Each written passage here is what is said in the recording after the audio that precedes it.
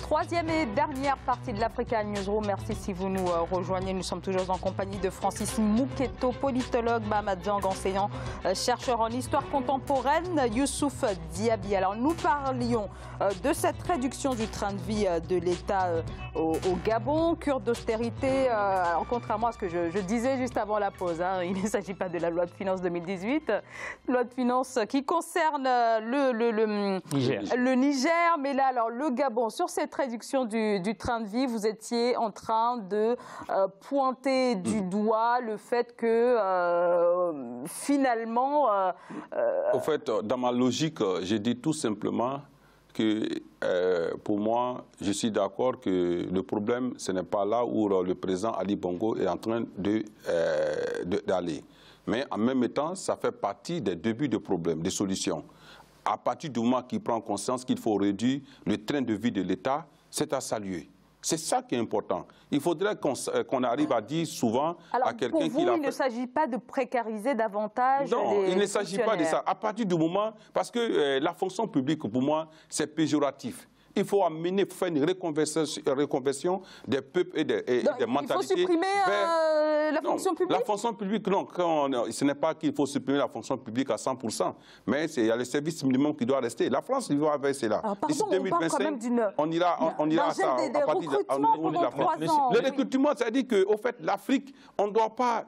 On ne doit pas se dire que c'est la fonction publique qui doit être le premier pourvoyeur d'emploi dans le monde. En France, ici, la fonction publique, c'est vrai qu'elle fait du travail, mais il y a plus de fonctionnaires dans le privé que dans la fonction publique. Quand tu prends seulement que des grandes entreprises, c'est ce qui envoie plus d'argent. Ce n'est pas la fonction publique qui crée la richesse. Ce sont les collectivités privées qui crée la richesse. La richesse, et la fonction publique est là pour regarder, pour superviser, pour voir qu'est-ce qu'il faut faire pour le bien de l'État. Mais il faut mettre les personnes en jeu. C'est ça, le développement des start-up, le développement.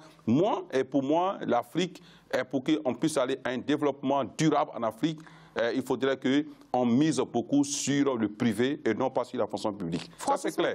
Et qu'on encourage tous les chefs d'État qui veulent réduire le train de vie. Écoutez, il faut les encourager. Vous voulez intervenir? C'est une très bonne chose qu'ils nous rejoignent finalement, puisque c'est tout ce qu'on a dit. Il s'agit d'une question de la bonne gouvernance. Alors, 70 milliards d'économies contre 720 milliards par mois de la masse salariale. Non, pas un. 700 milliards par an.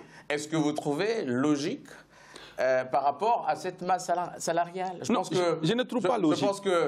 Je pense que c'est du pipi de chat, c'est une goutte d'eau dans la mer. Mais c'est important de commencer quelque part. C'est important, voilà. Mais la gabegie, la corruption et les antivaleurs emportent pratiquement la totalité de la caisse de l'État. Et c'est pour cela que il faut passer à une vraie gouvernance, une vraie prise de conscience des Africains pour relever le défi des années 50 que l'Afrique s'attend avec ce boom démographique. C'est ce que nous avons dit, et là, cela ne peut se faire que par une société civile croissante et éduquée. Voilà. Et donc, cette société civile qui doit être éduquée et qui doit être indépendante. Indépendante et des politiques logiques et variables et des politiques politiciennes. Elle doit être une société civile véritablement indépendante comme les sociétés civiles au Niger et dans d'autres pays. Mais malheureusement, la prison partout. La prison, monsieur, s'il vous plaît, la France où nous sommes là, la France dans laquelle nous sommes, la Première République, la Deuxième République jusqu'à la Troisième République, la France, il n'y avait pas de la Première République à la Troisième République en France, il n'y avait pas de société civile forte. La société civile était bâillonnée. Oui. Non, de la première à la troisième. Ça partit de la 4e République et de la 5e. Voilà. Ce n'est pas le sujet. Non, c'est pour vous dire que... Il faut être dans le sujet et puis il faut écouter les autres. Ce n'est pas dans le sujet, il faut écouter les autres au lieu de faire un monologue. Vous confondez fonction publique et service public. Les services publics, c'est extrêmement important, c'est un acquis. Ils rendent le même service à toute la population, indistinctement des revenus et des qualités. En ce qui concerne, M. Bongo nous fait une farce, comme M. Sassou, comme M. Déby. c'est de la poudre aux yeux, ça, c'est de la diversion. C'est pour ne pas parler des vrais problèmes. Combien la famille Bongo, père, fils, fille, ont détourné depuis plus de 40 ans au pouvoir? Combien de milliards de francs CFA qu'ils ont placés dans les paradis fiscaux? Qu'ils commencent d'abord par les rapatrier, ce serait une bonne chose. C'est au peuple. C'est au peuple gabonais. Oui, les Gabonais l'ont montré. Les Gabonais l'ont montré. Ils ont chassé monsieur Bongo. Il a fait non, ils ne l'ont pas chassé, il est là. Ils ont fait un hold-up électoral. Non, mais le peuple, le peuple devrait se lever comme l'a fait le Burkinabé. Il y a eu des morts, il y a eu des emprisonnements. Donc, ils ne sont pas arrivés, à la révolution, c'était des révoltes. Mais il faut arriver à la révolution. Ils vont continuer. Voilà, donc moi je suis pour que les peuples puissent se défendre eux-mêmes. Et que c'est parce qu'on ne peut pas faire le bonnet d'un peuple à sa place. C'est déjà ça, c'est clair. Alors, des gens qui manifestent à main nue et qui sont réprimés par des chars, des engins de guerre. On a vu cela au Burkina, c'était un militaire qui était au pouvoir, on a vu ça en Côte d'Ivoire, c'était Guy Robert. Mais il est parti. Le Burkinabé a une chance inouïe. Un, ils ont une véritable armée nationale. Et deux, ils ont une société civile beaucoup plus évoluée. Mais c'était une constitution sociale. C'était une constitution sociale. Donc, ça serait qu'il faut arriver avec les autres États. Oui, mais ne prenez pas la défense de ces prédateurs qui sont au pouvoir. Là. Non, je ne prends pas la défense de qui que ce soit en tant que tel. J'ai dit tout simplement que lorsque... prédateurs... Non, moi, s'il vous plaît, monsieur, j'ai dit tout simplement pour moi, s'il y a un début de solution, il faut encourager cela. À partir du moment... C'est de la poudre aux yeux. M. Bongo se moque des Gabonais. Non, mais attends, s'il vous plaît. Il dit qu'il y a une réduction du train de vie de l'État, des véhicules de l'État, et au niveau de son cabinet présidentiel, au niveau de ceci et de cela. Mais attendons qu'il fasse cela ou qu'il ne le fasse pas. Dans d'autres pays, on a brûlé les voitures des ministres. Il ne faudrait pas l'attaquer avant. Il a dit cela. Ça fait combien d'années qu'il est au pouvoir? Non, mais le nombre d'années au pouvoir... C'est maintenant qu'il s'en rend compte? Mais si ça rend compte aujourd'hui... Oui, mais si ça rend compte aujourd'hui, c'est important. C'est quand même terrible, ça. Non, mais si ça rend compte aujourd'hui, c'est important. Parce qu'il n'est jamais tard de bien faire. Non, mais attendez, c'est maintenant qu'il se rend compte qu'il y a une gabegie, c'est ce que j'ai dit. Qu'il y a un dysfonctionnement de l'État. Il est au centre de beaucoup de gabegies financiers. Je suis d'accord avec cela. Mais j'ai dit, mais si ça rend compte qu'il a été lui-même un problème dans la gabegie et qu'il veut restructurer, il veut aller vers une nouvelle structuration, mais encourageant. Est-ce que c'est le bon angle? Est-ce que c'est le bon angle? Pour moi, est-ce qu'il n'y a pas d'autres angles à explorer pour... L'angle à explorer pour moi, c'est simplement comment il faut mettre en place une société civile forte et comment il faut investir dans l'éducation afin que les matières premières en Afrique soient transformées sur place en Afrique. C'est ce qui va régorger le nombre de chômage. Ce ne sera pas la fonction publique, ce ne sera pas les collectivités, comme l'a dit. On a bien compris que vous étiez véritablement contre la fonction publique. Vous faites une obsession sur la fonction publique et sur le service public. Oui, parce que, au fait, mon problème à ce niveau, c'est que, pour moi, les chefs d'État africains n'ont pas encore compris que notre développement politique, industriel, ne se fera que par la transformation de nos produits et de nos matières premières sur place. En clair, il faut une économie auto-centrée et auto-gérée. Non, d'abord, pas auto-centrée. Ah si? Non, pas auto-centrée, une économie endogène et exogène. Mais si elle est auto-centrée, c'est-à-dire qu'elle prend en considération les besoins des populations. Des besoins de la population, mais d'une grande partie de la population, c'est-à-dire que sud-sud. Et qu'elle soit gérée par nous-mêmes. Par nous-mêmes et par ceux qui peuvent envoyer les compétences. Peut-être un dernier mot, Francis Mouketo, et ensuite on passera... Moi, je pense qu'il faut qu'ils prennent en compte le fait que les chefs d'État africains ne sont pas libres. Il y a une sorte de néocolonialisme qui les empêche d'avoir... Pardon, on ne va pas faire des comparaisons qui n'ont pas lieu d'être. Une marge de manœuvre pour pouvoir diversifier l'économie. Finalement, ces économies ne peuvent être stables que s'il y a cette diversification de l'économie et que les matières premières qui subissent la loi internationale ne puissent entraîner ces pays vers la faillite. Monsieur le politologue et l'historien qui est à côté de vous, je parle, voilà. Macron lui-même, il le disait avec Merkel, que nous devons tout faire pour nous affranchir des États-Unis. Personne n'est libre sur cette terre. Mais c'est pour cela que je dis que... Donc là, vous comparez la France, l'Allemagne, oui, mais qui sont des machins, qui sont des machins de la France, des États-Unis. Le débat est au niveau africain. Voilà, donc le problème au niveau africain, nous ne sommes pas libres. Nous ne sommes pas libres parce que nous n'avons pas mis les conditions de notre liberté. Donc si vous êtes... Nous n'avons pas créé les conditions de notre liberté. Et les Européens sont en train de créer les conditions de leur liberté. En Afrique. Mais la dictature, c'est qui maintient les dictateurs en Afrique?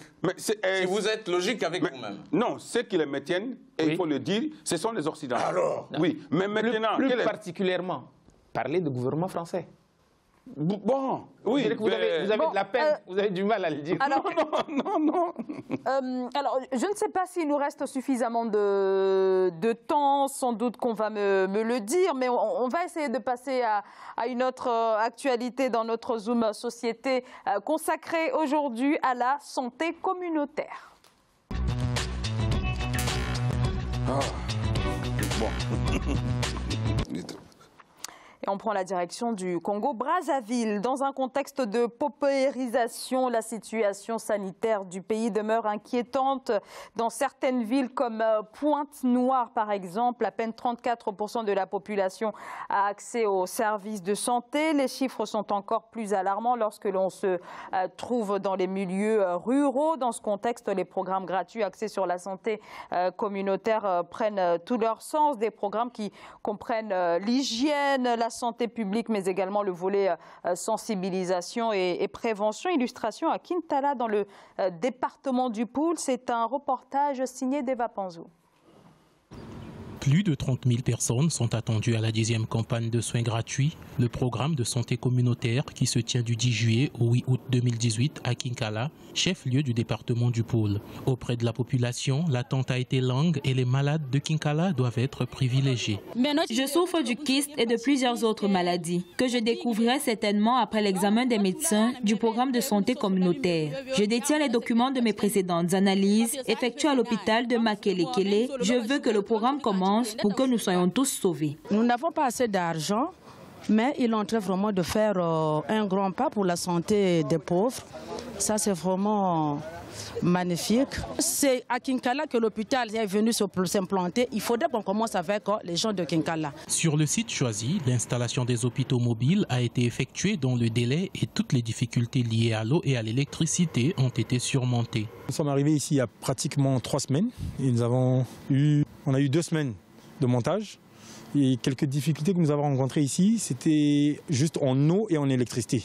Mais aujourd'hui, tout est fin prêt pour recevoir les médecins et les patients. Pendant un mois, les populations du Poul se verront administrer des soins médicaux par un personnel qualifié exclusivement congolais, exerçant dans différentes spécialités telles que l'ophtalmologie, la chirurgie, l'imagerie à résonance magnétique, la chirurgie bucco-maxillo-faciale, la cardiologie et la stomatologie. Francis Mouketo, l'action communautaire est primordiale dans la mesure où la prise en charge médicale continue de faire défaut, notamment en République du Congo. Le problème congolais n'est pas justement ce problème de santé que nous pointons du doigt. Le problème congolais est important. Il est très grave. Nous sortons d'une crise post-électorale avec une guerre dans la région dont vous pointez du doigt, la région de Kinkala qui fait partie du Poul. Département du Poul. Département du Poul.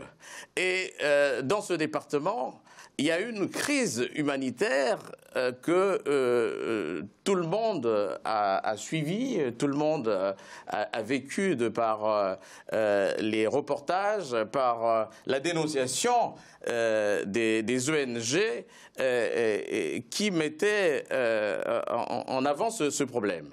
Aujourd'hui, après un accord de cessez-le-feu tiré au coin d'une table et que l'opposition est toujours en train de dénoncer et M. Ntoumi est toujours M. Ntoumi est toujours sous le coup d'un mandat d'arrêt international. La démobilisation des milices n'est pas effective. La femme du président de la République est allée au pôle pour distribuer des biscuits. Le fils du président aujourd'hui, puisque cette opération est l'œuvre du fils du président qui cherche à se positionner finalement. Alors, au lieu de régler le problème sanitaire dans son ensemble, puisque les hôpitaux ont fermé, l'hôpital général de Brazzaville, l'hôpital de Loandjili, et dans tout le pays, le dispositif sanitaire est quasi inexistant. Comment, en peu de temps, des véhicules mobiles sanitaires se retrouvent dans un territoire qui est sinistré? Mahamat Zhang qui veut à tout prix intervenir. Juste très rapidement. Oui. La République du Congo, malheureusement, n'a pas de système de santé digne de ce nom. Ça, c'est une des raisons qui explique ce déploiement. Mais c'est un programme qui est de la propagande politique pour le fils du président qu'on veut préparer. C'est de la poudre aux yeux. En fait, on ne va pas régler les problèmes sanitaires, on ne va pas régler les problèmes du pool. Cette crise-là, avec tous les massacres commis par les forces de M. Denis Sassou Nguesso, enfin, tout ça, c'est pas sérieux. Bon. Très rapidement, très rapidement, en un mot, moi, je pense qu'on a un problème. On a le CCC, la communication pour le changement des comportements, à prendre en compte quand on veut faire investir dans un tel programme. Et après, on a le deuxième point, c'est-à-dire que la problématique du trajet thérapeutique des patients africains vers les soins. Oui. Et ce trajet thérapeutique n'a jamais été un succès parce que l'Afrique n'a jamais pris en compte ses arts, ses cultures. Donc ici, on a un problème de sociologie de la santé et d'anthropologie de la santé qui fait que le programme qui est déjà là, même s'il est encouragé, qu'il soit fait par le fils du président ou par la femme du président, mais que ça vient pour soigner une population ou un peuple, il faut le remercier pour cela. Et après, nous allons nous attaquer au véritable problème. C'est ce qu'il faut voir. Remercier. Voilà. Ouais, alors, ce sont leurs obligations. Oui, c'est une obligation. Mais s'ils ne le faisaient pas. S'ils ne le faisaient pas. Une question très importante, mais on arrive au terme de cette émission. Mahamat Zhang, merci beaucoup. Je rappelle que vous êtes enseignant-chercheur en histoire contemporaine à l'université Paris 1, Panthéon-Sorbonne. Youssouf Diaby, vous êtes sociologue. Francis Mouketo, je rappelle que vous êtes politologue. Merci à tous les trois d'avoir participé à cette émission. Beaucoup. Et merci à vous, bien sûr, de nous avoir suivis. À suivre le journal de la rédaction. Pour ma part, je vous dis à demain. Bonsoir. Bonsoir. Merci beaucoup.